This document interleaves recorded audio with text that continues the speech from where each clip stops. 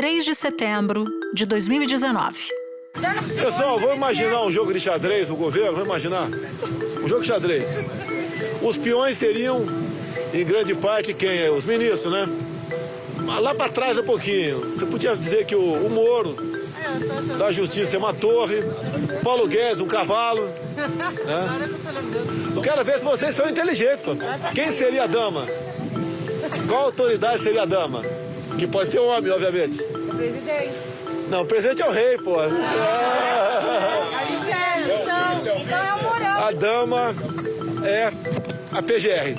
Tá legal? Dado o recado aí? 2 dias depois dessa declaração, Bolsonaro indicaria a peça mais poderosa de uma partida de xadrez. No caso, o seu próprio mandato.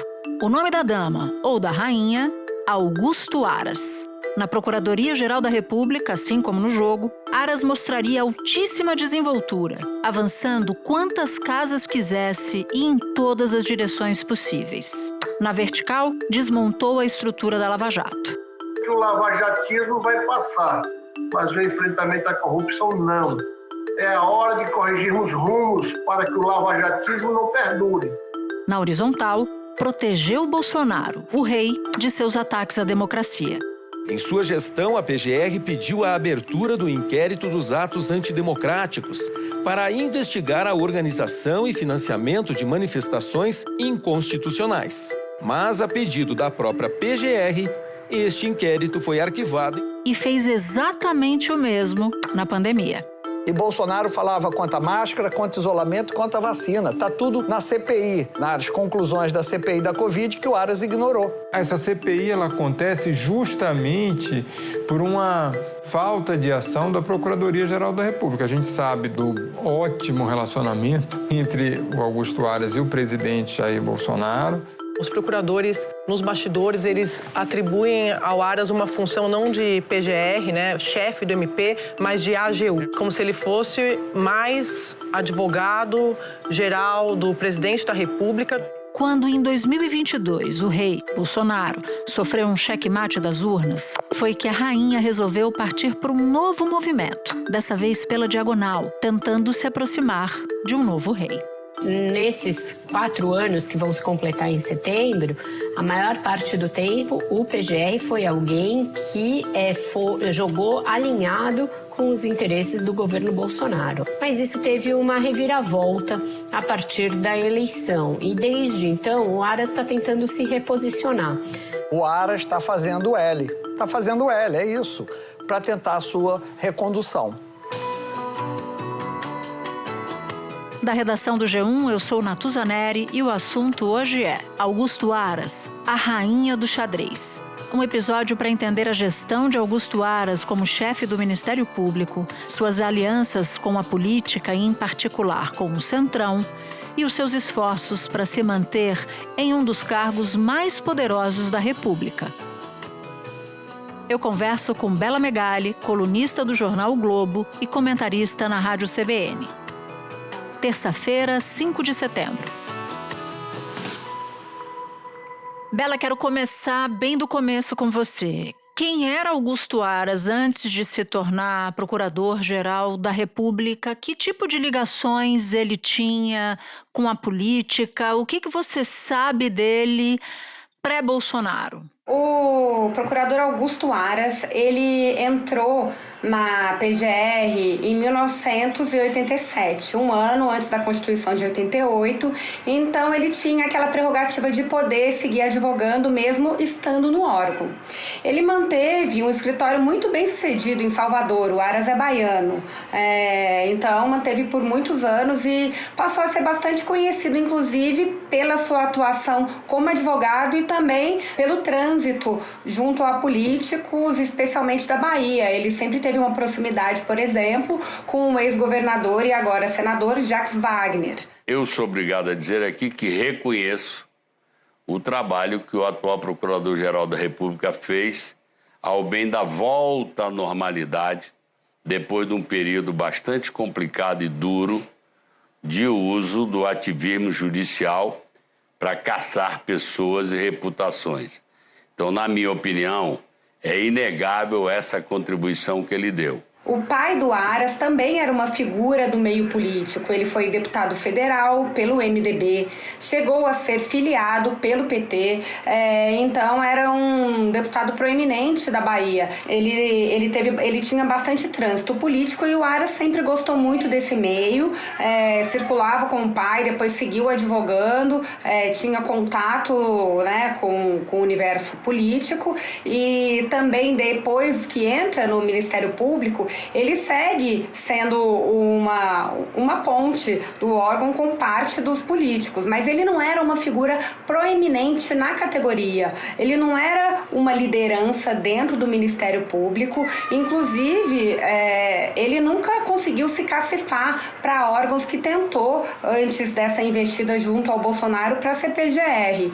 Vale a gente lembrar que em 2013 ele tentou entrar na lista para o STJ, o Superior Tribunal de Justiça, para ocupar a vaga do Assor Rocha e nem chegou a entrar na lista. Em 2015 também ele tentou trabalhar para se cacifar como o melhor nome para o Supremo Tribunal Federal, insistiu muito com o Jacques Wagner em ser o seu padrinho político nessa empreitada que também foi mal sucedida e o escolhido foi o Edson Fachin. O Aras, aliás, não esconde de aliados políticos que tem um rancor grande em relação ao Fachin por causa dessa atuação, mas ele, na verdade, nem chegou a ser um nome forte, um nome cogitado para essas duas vagas. Você mencionou que ele não era uma liderança clássica no Ministério Público. Aliás, mencionou até mais, que ele, como tinha uma atuação na advocacia, essa me parecia ser a força maior dele naqueles anos, décadas atrás. Ele também não apareceu, Bela, na lista tríplice que foi apresentada ao então presidente Bolsonaro. Ele foi alçado de fora da lista tríplice e acabou surpreendendo por ser o indicado para a Procuradoria-Geral da República. Você apura tão bem Brasília. Como é que Aras se cacifou? Quem foram os padrinhos? Com quem ele se conectou para chegar até a mesa do presidente e conseguir essa que é a vaga mais importante do Ministério Público e talvez um dos cargos mais estratégicos da República? Quando o Bolsonaro sinaliza, ainda na campanha, que ele não pretende seguir a lista tríplice, o Aras pensa, poxa, existe um caminho para mim, porque de fato ele não tinha apoio interno no órgão para entrar numa votação de uma lista tríplice. Então ele já começa ali a ter algumas conversas com políticos do Congresso Nacional, especialmente do Centrão, com o seu canto da sereia, que era falando que ele era um crítico feroz de Rodrigo Janot, que estava à frente da Procuradoria-Geral da República na Lava Jato, que ele defendia um Ministério Público independente, deixava claro que ia ter uma atuação mais pacífica e fazer um discurso de que o Ministério Público deveria ser um indutor de propostas do governo. Mudamos o perfil de um Ministério Público punitivista.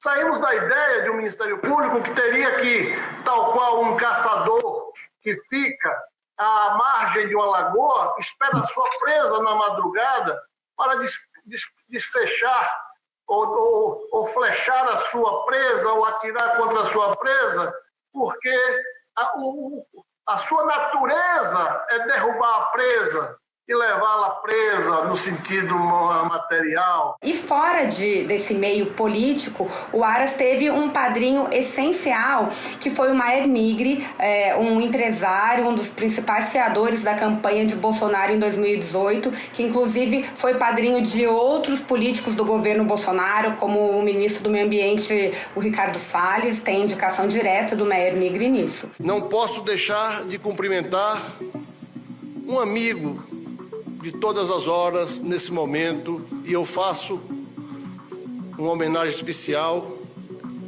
ao amigo Maher Nigri. Ficaria difícil nominar cada amigo. Daí porque eu peço vênia, para, em nome de Maher Nigri, cumprimentar a todos presentes, e especialmente aos amigos da Bahia. A operação, autorizada pelo ministro Alexandre de Moraes, feita pela Polícia Federal, que tinha como alvo os 8 empresários, empresários que são alinhados ao governo e que, num grupo de WhatsApp, acabaram defendendo, entre uma coisa e outra, um golpe. Que Meyer Nigri, que é um dos empresários alvo da operação, é muito próximo de Aras. Então havia uma discussão ali se no celular de Nigri se haveria, no limite, trocas de mensagens, uma vez que os dois são muito próximos. Quando a indicação do Aras começa a subir no telhado, por essa ligação, o pai dele, como a gente citou, já foi filiado ao PT. Quando ele se mobilizou em 2013 em busca da vaga do STJ, ele fez um jantar na casa dele que tinha José Dirceu, o deputado do PT Rui Falcão, e isso deu uma balançada no Bolsonaro. Mas o Meyer Nigri teve um poder importante de falar, não, esse é o seu melhor nome. Agora, vale a pena a gente colocar que, a essa altura, o Aras já tinha se encontrado pelo menos 8 vezes com o ex-presidente Jair Bolsonaro. Eu entrevistei para um livro que escrevi com o meu colega Aguirre Talento sobre o fim da Lava Jato, como que aconteceu esse processo da escolha do Aras. E o deputado Alberto Fraga contou pra gente que ele o procurou para ajudá-lo na indicação e que só ele acompanhou diretamente o Aras em 8 agendas a sós, ali entre os três, né, com o ex-presidente Jair Bolsonaro, Natuza. Confesso, Aras, que foi respeitosamente um amor à primeira vista. Depois dessa gravata verde e amarela dele, só faltou ele me saudar com o grito de selva. Esse é um ponto importante, porque o Alberto Fraga também é apontado como um desses padrinhos, alguém que era muito próximo de Bolsonaro. Tem um outro ponto dessa história, pré-indicação de Augusto Aras, que foi uma entrevista, aliás, algumas entrevistas. Ele deu uma entrevista ao jornal Tribuna da Bahia, em 31 de dezembro de 2018. Ele depois repetiu isso à Folha de São Paulo e ele diz assim, Bela, olha só essa frase: não sabemos ainda e poderemos até ter o que podemos chamar de democracia militar. E ao dizer democracia militar, não estamos cometendo nenhuma heresia. Data vênia, porque o militar brasileiro contemporâneo tem muito boa formação técnica, política, sociológica, econômica e filosófica. E faz uma longa digressão que muita gente no Ministério Público entendeu como uma espécie de cartão de visita, como uma espécie de esforço de Aras para mostrar que ele seria um procurador-geral da República parceiro nos intentos de Bolsonaro de colocar, de trazer os militares para dentro da administração pública. É como quem diz o que se quer ouvir no momento certo. E Aras fez esse trabalho bem sucedido, tanto que consegue essa indicação. Agora, você cita também uma aproximação de Aras com o Centrão. Eu ouvi de uma fonte do Ministério Público que Aras foi uma espécie de homem do Ministério Público, de certa maneira capturado pelo Centrão, ou conquistado pelo Centrão, para usar um termo mais leve. Você que escreveu um livro sobre a Lava Jato, você que acompanhou toda a trajetória de Aras até aqui, enxerga essa observação como verdadeira? Eu enxergo que ele se aproveitou, né? O Aras, ele já tinha essa percepção muito clara de que precisava existir um expoente do Ministério Público que fizesse uma oposição à Operação Lava Jato. Mesmo a operação sendo alvo de várias críticas, ainda existia no Ministério Público um constrangimento e até um temor em esvaziar a operação. Os procuradores gerais da República que antecederam Aras renovaram todas as forças-tarefas, os pedidos de forças-tarefas. A Força-Tarefa de Curitiba, em especial, tinha 69 pessoas trabalhando na capital paranaense, um custo anual, se não me engano, de 1,4 milhão de reais. O Ministério Público Federal, no seu sistema único, tem 40 terabytes. Curitiba tem 350 terabytes e 38 mil pessoas lá com seus dados depositados. Ninguém sabe como foram escolhidos, quais os critérios, e não se pode imaginar que uma unidade institucional se faça com segredos, com caixas de segredos. O Aras, ele capta muito bem, né, o desejo da classe política, porque tem muito trânsito, e surfa nessa onda. Olha, essa é a minha oportunidade de chegar a um cargo que eu sempre almejei e que, por meio da classe de procuradores e da lista tríplice que vinha vingando desde 2003, no primeiro governo Lula, ele não conseguiria alcançar esse status. O Centrão, de fato, viu nele uma figura muito proeminente e que poderia dialogar e que atenderia os seus anseios. E o Aras topou e concordou com tranquilidade em fazer esse papel, Natuza. Eu vejo dessa maneira. Ele chegou a desdenunciar, né? A Procuradoria-Geral da República havia feito denúncia contra líderes do Centrão, ou um líder do Centrão, me lembro de um caso de Arthur Lira, e sob a gestão dele houve esse momento da desdenúncia. Mas eu queria entrar num outro ponto, porque Aras, como dizia Bolsonaro, era uma espécie de rainha do jogo de xadrez, e a história que ele conta à frente da PGR me parece caber bem nesse personagem. Ele foi uma peça fundamental na proteção de Bolsonaro. Um levantamento do jornal O Globo, para o qual você trabalha, do começo desse ano, mostrou, Bela, que o Aras se alinhou a interesses de Bolsonaro em 95% de suas manifestações no STF em processos que incomodavam o clã Bolsonaro, o pessoal do Bolsonaro. E durante o governo, eu queria te perguntar quais foram os momentos em que esse alinhamento ficou mais evidente. Você poderia nos relembrar alguns episódios-chave dessa história? Cerca de 2 meses depois dele ser escolhido, o PGR, ele ia ter que se posicionar sobre o caso das rachadinhas envolvendo o senador Flávio Bolsonaro. A investigação do Flávio e mais outras 900 investigações estavam paradas por uma decisão do ministro do STF, Dias Toffoli, em relação à documentação do COAF.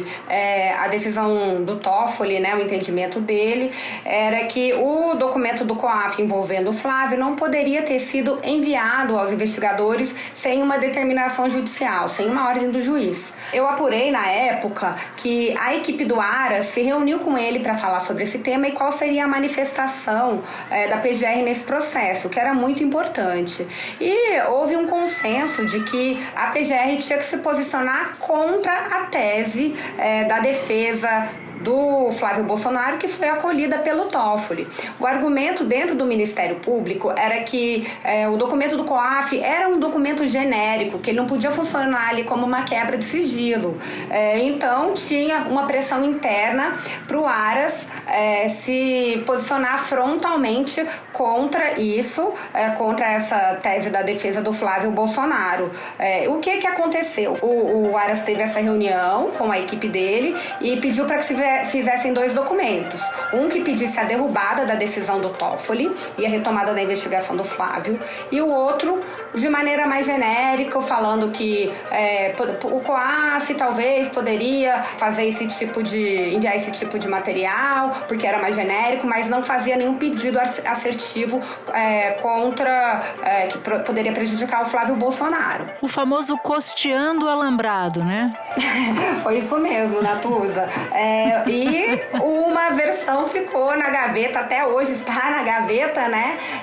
E aquela versão genérica que dava espaço para a defesa do Flávio Bolsonaro seguir contestando a legalidade do envio dos dados do COAF, seguiu em diante porque não teve essa manifestação dura do Augusto Aras. Outro ponto importante também foi quando o Sérgio Moro ele rompe com o governo, decide sair do governo Jair Bolsonaro, denunciando a interferência do então presidente na Polícia Federal em 2020. O Aras também tem outra reunião às pressas com a sua equipe e é mais uma vez pressionado internamente a abrir algum procedimento envolvendo o ex-presidente, mas ele traz um mecanismo ali, uma estratégia que seria um caminho do meio, Natuza. Ele também envolve envolve o Sérgio Moro como investigado e pondera que se ele estiver mentindo, ele pode sofrer consequências. Espera um pouquinho que eu já volto para continuar minha conversa com a Bela. Eu tenho a impressão de que Augusto Aras talvez tenha sido o Procurador-Geral da República, ele ainda é, porque o mandato dele vai até o dia 26 de setembro, me corrija se eu estiver errada, até pode ser reconduzido, mas isso não é uma avaliação considerada provável em Brasília. Mas eu queria me concentrar com você, fazendo essa digressão, que me parece ter sido a atuação ou não atuação mais grave de todas, pareando ali com democracia, mas foi na pandemia.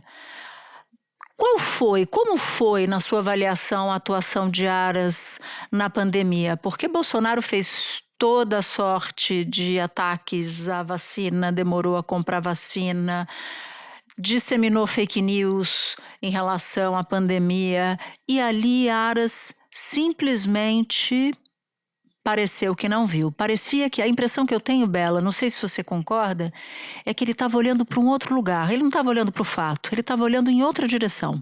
E não só ele, mas toda aquela cúpula da PGR que ele escolhe para conduzir o órgão.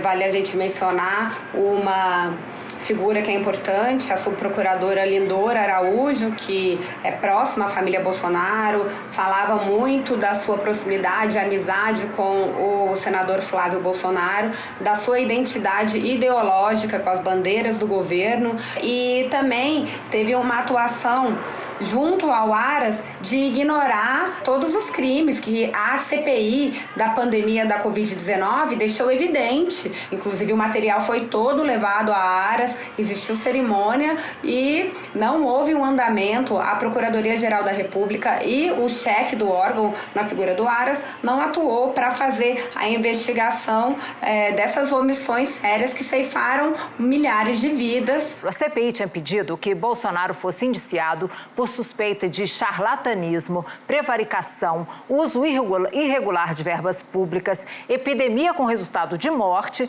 e infração de medida sanitária preventiva. Tudo isso vai para a gaveta, a pedido da vice-procuradora-geral da República, Lindora Araújo.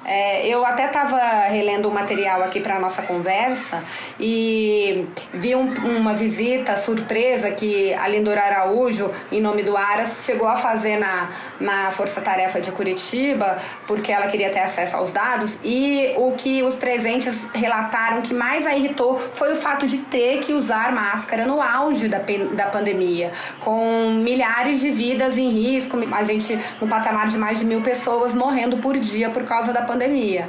Então, existia também uma cegueira deliberada do Procurador-Geral Augusto Aras em relação às omissões do ex-presidente Jair Bolsonaro e também uma atuação direta de integrantes ali da cúpula da PGR apoiando essa visão negacionista. Agora é isso, hoje tem um discurso muito difícil do Aras apresentar pro presidente Lula, que é o que ele teve uma atuação ativa na pandemia, né? Por exemplo, eu apurei que no encontro que o Aras e o Lula tiveram há poucas semanas, foi uma conversa longa, o Aras inclusive saiu animado, com mais de 2 horas de conversa, o Aras levou para ele, pro presidente Lula, o primeiro exemplar do seu livro, que é sobre a atuação do Ministério Público na pandemia, as ações que teria feito. Nós, cidadãos do Estado democrático de direito, precisamos dizer todos os dias: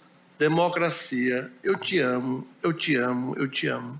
Agora, integrantes do governo me falaram que teve até um certo constrangimento com o presente, pois esse é justamente um dos principais problemas que inviabiliza a recondução do Aras para o cargo. E ainda teve o momento democracia também, né? Porque alguns dos seus críticos apontam que ele simplesmente deixou que Bolsonaro fizesse uma ofensiva sem sem nenhuma barreira, sem nenhum impedimento, porque essa seria a função do Procurador-Geral da República ou da Procuradoria-Geral da República quando tentou desacreditar as urnas, quando se valia de fake news para esse fim, etc. Enfim, a história toda todo mundo conhece muito bem.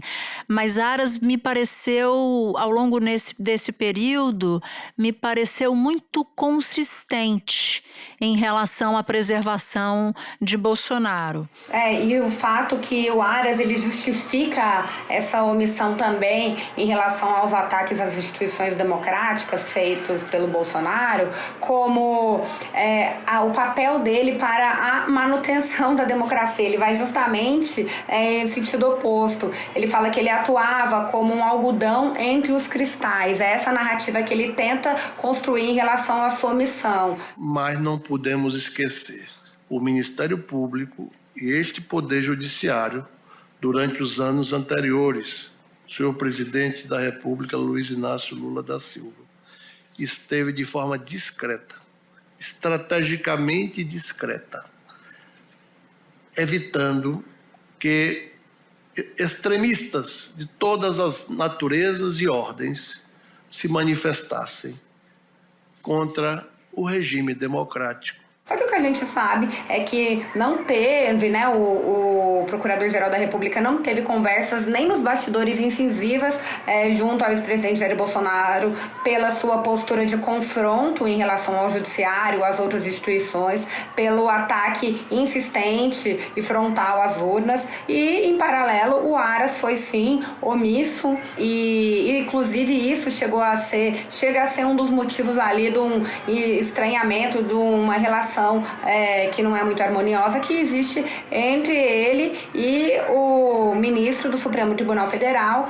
Alexandre de Moraes. E aí a gente chega num ponto que já é o ponto final da nossa conversa e eu gostaria muito que você tentasse nos ajudar a entender como é que fica a situação de Bolsonaro, que está no alvo de uma série de investigações. Se de fato Augusto Aras deixar a PGR agora em 26 de setembro, sem Aras, como é que fica a situação de Bolsonaro? E tentar entender também, já que a gente está falando de Bolsonaro, por que parte do PT defendeu e ainda defende, tem uma ala do partido que está no governo, que Aras fosse reconduzido. Por que depois desse histórico que você nos contou tão bem, por que ainda há petistas achando que Aras seria o melhor nome para a Procuradoria-Geral da República? Eu creio que vai acabar a última barreira de contenção que o Bolsonaro ainda tem no judiciário, que hoje é a figura do Aras na Procuradoria-Geral da República.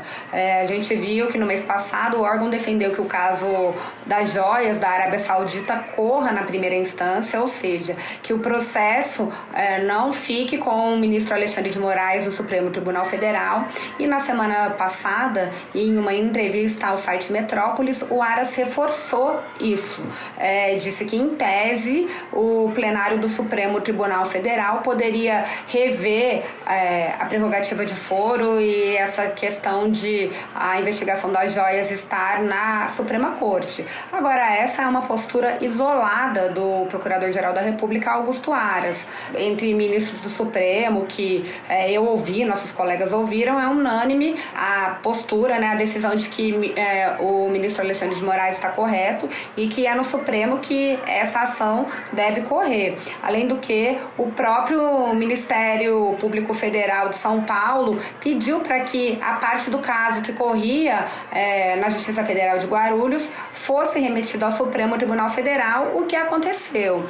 Agora, acho interessante a gente pontuar que o Bolsonaro e a Michelle Bolsonaro utilizaram esse argumento aí que a PGR e o Aras defenderam, no seu depoimento para ficar em silêncio, falando que, como não estavam falando na primeira instância, onde consideravam que era o local correto para a investigação seguir, eles ficariam em depoimento.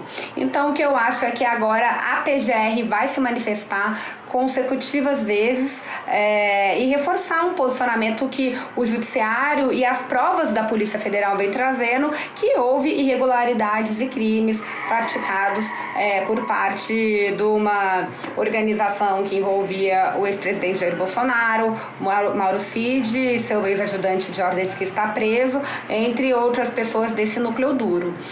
Agora, em relação à sua segunda pergunta, que é o que faz petistas e até integrantes do governo defenderem a recondução do Augusto Aras. Tem um vácuo aí que o Lula gostaria de ter um perfil como o do ministro Cristiano Zanin para a PGR. Alguém que ele tivesse um canal direto e que confiasse. Só que não existe um nome com essas características que o presidente Lula procura para ocupar o órgão.